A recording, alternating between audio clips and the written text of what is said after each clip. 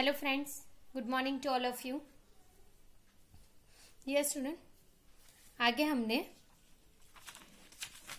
Invoice price second method consignment account में second method थी invoice price, उसके बारे में डिस्कस किया था।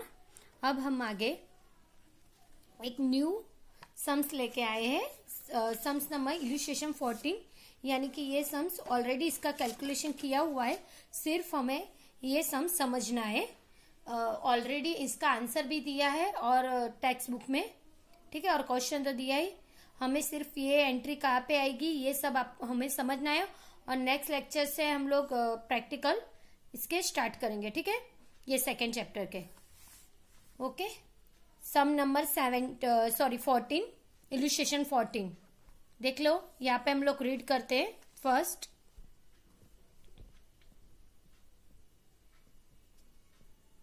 ये दिया हुआ है illustration 14। Amul radio consign 1000 radio to Bombay radio service on 1/3/2010 figure so as to show a profit of 25% on invoice price on the same day. Amul Radio incurred the following expenses: carriage, freight, then insurance. Okay, यानी कि first हम ये देखेंगे कि Amul radio consign 1000 radio to Bombay radio service. Amul radio consignor है, Bombay consignee है। अमूल ने 1000 radio Bombay को सेलिंग करने के लिए दिया है और उसकी कॉस्ट प्राइस है 600 रुपीज, ठीक है। उसके बाद में उसने बताया कि proforma invoice was made out at figure so it show profit on 25% on invoice price on the same day.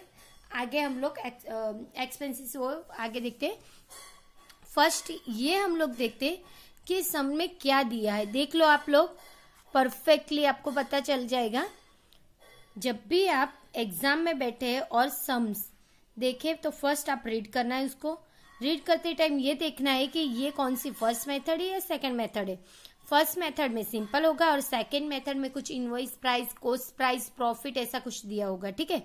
ये हमारी सेकंड मेथड है। कैसे पता चला? 1000 रेडियो तो सेंड किया है लेकिन उसकी कॉस्टिंग ₹600 है और प्रॉफिट ऑन 25% इनवॉइस प्राइस ये सब दिया है। उसका मतलब ये है कि ये सेकेंड मेथड है। जब भी सेकेंड मेथड हो तो हमें कैलकुलेट करना है। क्या कैलकुलेट करना है देख लेते हैं हम लोग। फर्स्ट इन्होंने क्या बताया, 600 radio, okay, CP, cost price दी है 600, 1000 रेडियो है, कॉस्ट प्राइस दी है 600, यानी कि हमारे पास कॉस्ट प्राइस तो है ही, प्रॉफिट का रेट भी दिया है 25%, प्रॉफिट का रेट भी है लेकिन इनवॉइस प्राइस नहीं है, ओके। और प्रॉफिट की अमाउंट भी हमें फाइंड आउट करनी है। तो फर्स्ट ये देखेंगे कॉस्ट प्राइस दी है तो इन्वेस्ट दोनों में से एक हमें फाइंड आउट करनी होगी। अगर कॉस्ट प्राइस दी है तो इनवॉइस को फाइंड आउट करना है, इनवॉइस दी है तो कॉस्ट को फाइंड आउट करना है, ठीक है। और प्रॉफिट तो दोनों में से, कॉस्ट में से आईपी में से सीपी लेस करेंगे हम लोग तो प्रॉफिट इजीली हमें मिल जाएगा। तो फर्स्ट हमें ये देखना है 600 जो भी दिया वो लिख लेते हैं हम लोग। यहाँ पे देख लो इलस्ट्रेशन 14। फर्स्ट कॉस्ट प्राइस दी है 600, ओके। और उसके बाद उन्होंने सम्स में बताया कि 25% ऑन इनवॉइस प्राइस। प्रॉफिट दिया है लेकिन प्रॉफिट किस पे है? इनवॉइस प्राइस पे है। मैंने आगे आपको बताया था कि जब भी आप कोई भी सम कैलकुलेट करते हैं तो फर्स्ट आपको ये देखना है कि प्रॉफिट किस पे दिया है। आपको पहले क्या करना है, किसी की भी रकम फाइंड आउट करनी तो आपको एज्यूम करना होगा। सपोज आईपी 100, सीपी 100, किसी को तो आपको डालना होगा ना, सब एज्यूम करना होगा ना 100 का। तो वो कैसे करेंगे, जिस पे परसेंटेज दिया हो वही हमें देखना है। यानी कि उन्होंने बताया 25% ऑन आईपी तो हमें आईपी को 100 एज्यूम करना है।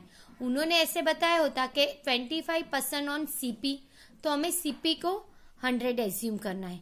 ठीक है, तो यहाँ पे उन्होंने बताया कि 25% ऑन आईपी ऑन 25%, यानी 25% जो प्रॉफिट है ऑन आईपी पे है। तो हमें एज्यूम क्या करना है, 100 जो एज्यूम करते हैं हम लोग वो आईपी को करेंगे। ठीक है, तो देख लो 600 कॉस्ट प्राइस, इनवॉइस प्राइस 25%, तो हम लोग एज्यूम करेंगे सपोज का एज्यूम, दोनों में से कुछ भी। आपने वो गुजराती में था ना, धारो के, ठीक है, एज रीतना सपोज इनवॉइस प्राइस 100, जिसपे भी परसेंटेज दिया उसको 100 हम लोग एज्यूम करेंगे। इसकी जगह पे यहाँ पे ऐसा लिखा होता है 25% ऑन कॉस्ट प्राइस, तो हम यहाँ पे लिखेंगे कॉस्ट प्राइस 100। ओके, लेकिन यहाँ पे परसेंटेज आईपी का दिया है, तो हम लोग लिखेंगे सपोज इनवॉइस प्राइस 100।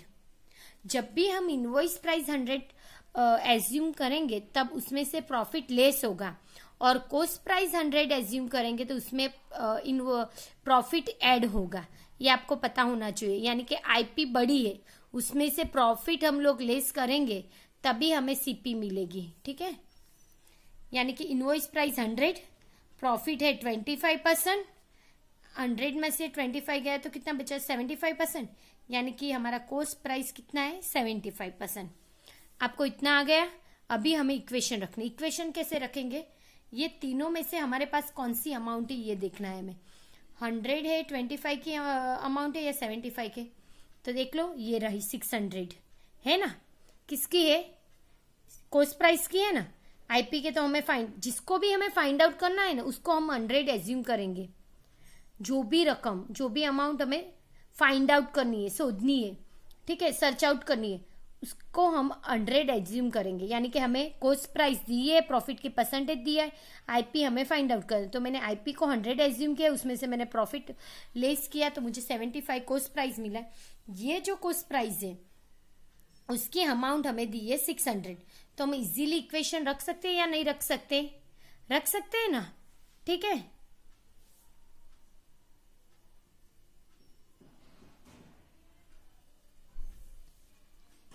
ओके, तो देखते हैं।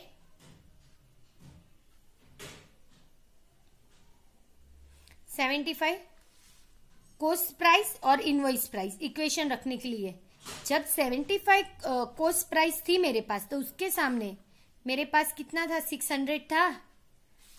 जब आईपी 100 है तो उसके सामने मेरे पास अमाउंट नहीं है, तो कितना, मल्टीप्लीकेशन डिवाइडेड में कर सकती हूँ या नहीं कर सकती हूँ।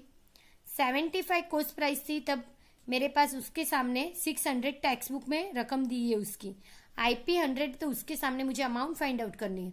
तो मैं क्या करूंगी, 600 इंटू 100 डिवाइडेड बाय 75। ओके, तो मुझे कॉस्ट प्राइस, इनवॉइस प्राइस कितनी मिली, 800 रुपीज इनवॉइस प्राइस मिली। समझ में आ गया आपको, इनवॉइस प्राइस मुझे कितनी मिली, 800 रुपीज मिला। ओके, तो फिर मुझे दो अमाउंट मुझे मिल गई, एक सीपी मुझे टेक्स्ट बुक में दी थी और आईपी मैंने फाइंड आउट की 800 रुपीज।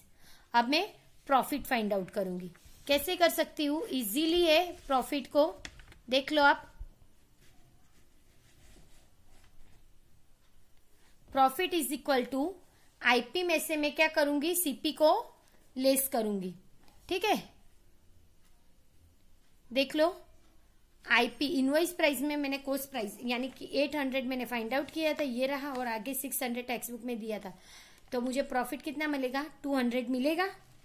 ओके, अब मैं आके क्या करती हूँ, इसकी अमाउंट फाइंड आउट करती। देख लो आप, प्रॉफिट, कॉस्ट प्राइस और ये सब कुछ दिया है आपको, देख लो कैसे पता चलेगा आपको। ये रही पूरी अमाउंट,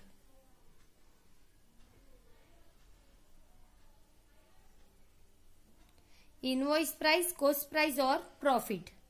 ठीक है, उसके सामने रेडियो कितना है वो हम लोग देखेंगे, रेडियो की अमाउंट,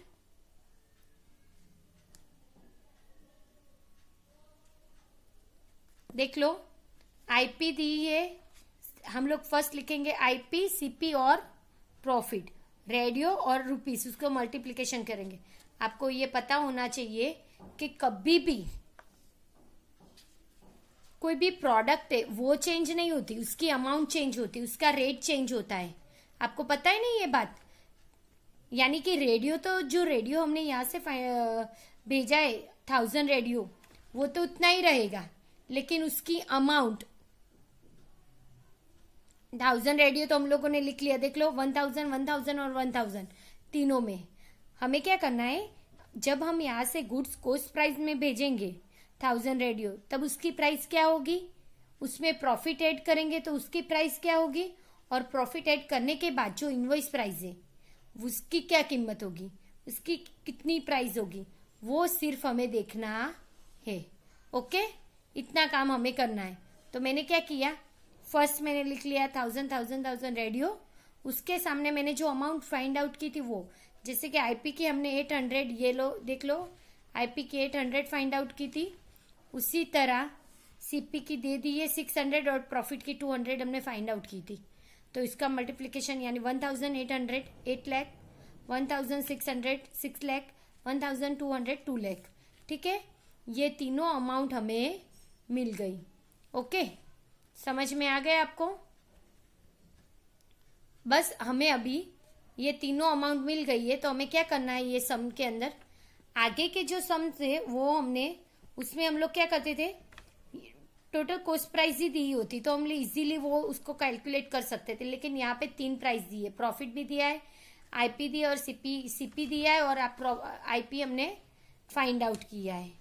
ओके, तो देख लो हम क्या करेंगे, ये हमारा जो कंसाइनमेंट है, ये दोनों एंट्री कैसे कर सकते हैं हम लोग, तो जो हमारा कंसाइनमेंट अकाउंट हम प्रिपेयर करेंगे उसमें आईपी की कीमत लिखेंगे हम, कौन सी, इनवॉइस प्राइस की। इनवॉइस प्राइस की कितनी है, 8 लाख रुपीज है, तो यहां से हमने गुड्स सेंड किए तो कितना हुआ, यहां से हमने जो गुड्स सेंड किए उसकी एंट्री हम कहाँ पे करते थे, पहले भी डेबिट साइड ना, कंसाइनमेंट अकाउंट में डेबिट साइड लिखते थे, goods sent on consignment account. तो इसी तरह हमें लिखना है goods sent on consignment account, लेकिन आईपी की कीमत कितनी, 8 लाख रुपीज, और उसकी सेकेंड इफेक्ट कहाँ पे होगी, goods sent on consignment account में credit side. Okay, 8 lakh rupees की। उसके बाद हम लोग यहाँ पे एक न्यू एंट्री होती, कौन सी, कंसाइनमेंट अकाउंट में क्रेडिट साइड हम लोग लिखेंगे प्रॉफिट, लिखेंगे कौन, क्या लिखेंगे, प्रॉफिट।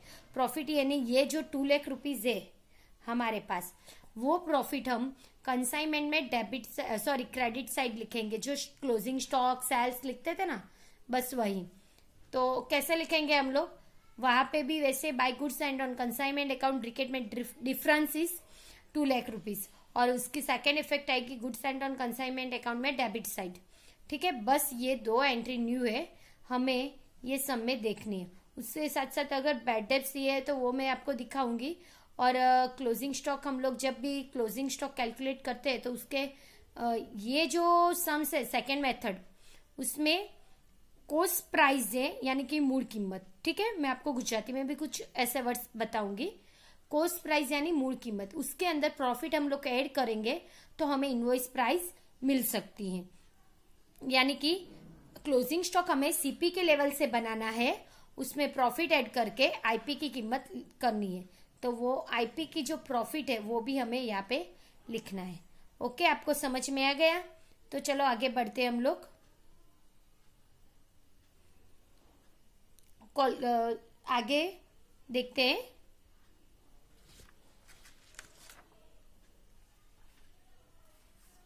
ये आपका सम्स था, मैंने बताया था, तो देख लो टोटल। ठीक है,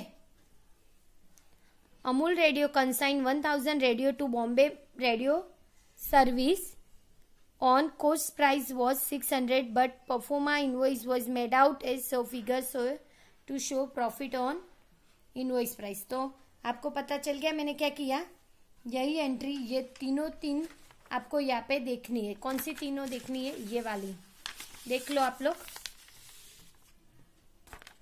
जो इनवॉइस प्राइस है 8 लाख रुपीज, कॉस्ट प्राइस है 6 लाख और प्रॉफिट है 2 लाख रुपीज। ओके, ये तीनों की एंट्री हमें करनी है। तो कैसे करेंगे, देख लो, यहां से हमने गुड्स सेंड किए, कितने गुड्स सेंड किए,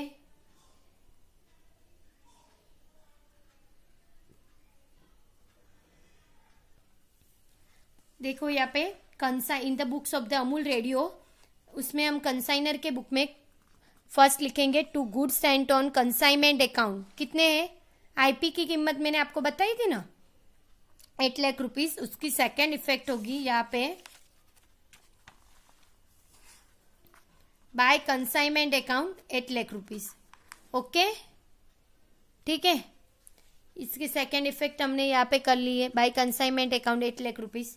ओके, इसके बाद मैंने आपको बताया था उसकी जो प्रॉफिट है डिफरेंस से कितना था प्रॉफिट, 2 लाख रुपीज, उसकी एंट्री कहाँ पे करनी है, सेकेंड यहाँ पे, यानी कि यहाँ पे इनवॉइस प्राइस लिखना है और यहाँ पे प्रॉफिट लिखना है। देख लो, by goods sent on consignment account differences, कितना था प्रॉफिट, 2 लाख रुपीज, 2, यानी हमें कंसाइनमेंट अकाउंट में ये हमारा न्यू पॉइंट हुआ है। यहाँ पे तो हम लिखते थे लेकिन सीपी लिखते थे, तो यहाँ पे क्या कौन से लिखनी, आईपी की कीमत हमें इनवॉइस प्राइस की लिखनी है और यहाँ पे उसका डिफरेंसेस लिखना है, प्रॉफिट लिखना है 2 लाख रुपीज। ओके, इसकी इफेक्ट यहाँ पे होगी, देखो, to consignment account 2 lakh rupees. Okay, ठीक है, ख्याल आ गया आपको, पता चल गया। उसके बाद ये हमारी कौन सी एंट्री हुई, फर्स्ट एंट्री हो गई। ठीक है, आगे हम लोग बढ़ते हैं, ये जो सम्स है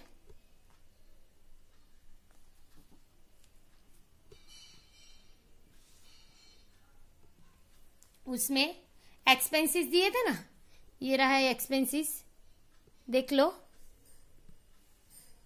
on the same day Amul radio included the following expenses, यानी ये गुड्स हमने जो सेंड किए थे, सेलिंग करने के लिए दिए थे, उसमें कितने सारे एक्सपेंसेस हमें पे करने हैं, कितने सारे एक्सपेंसेस, ये सब कंसाइनर पे कर रहा है, वो कैश बैंक के से आएगा, कैरेज, फ्राइट और इंश्योरेंस, 2000, 30,000 देन 25,000। तो देखो इसकी एंट्री हो गई यहाँ पे, ये रही इसकी entry, cash bank account, cash expenses to cash bank account, consignor's expenses 2000, 30,000 then 25,000, वही है जो आगे हमने पढ़ा था वही। ठीक है, ये एक्सपेंसेस हमने यहां से पे किए। ओके, ठीक है, इसकी सेकेंड इफेक्ट कहीं भी नहीं आएगी। समझ में आया आपको? अब इसके